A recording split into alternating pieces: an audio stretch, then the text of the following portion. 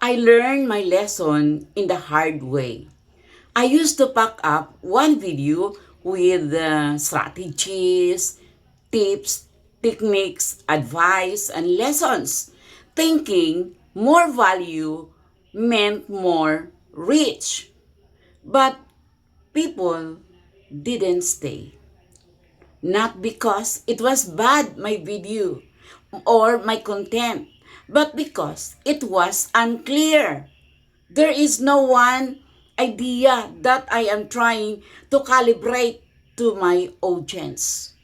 But people would really listen to us, would really stay when we have one idea of our video. The moment I focus on one clear idea per video, everything changed. People understood faster. They stayed longer. They remembered me. Not only my content, but me. One video, one message, one takeaway. So clarity is not limiting your content. It is what gives your content the power. There is power in one clear idea. With those ideas that keep on branching, but we must stop it. Since my experience is telling me that I used to believe that giving more ideas in one video meant more people would stay and more value.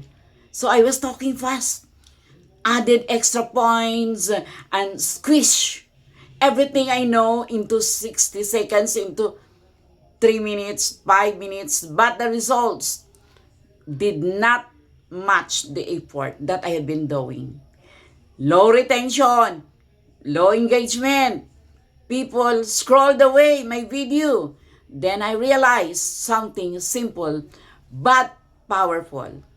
People don't remember everything. You just need them to remember one thing.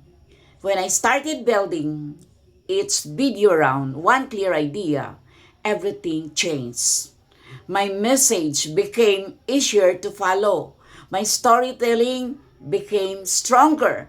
My audience finally knew what I stood for. One clear idea guides the hook. It shapes the story. It gives the viewer a reason to stay. If your content feels overlooked, it is not always about consistency or trends. Sometimes it's about clarity.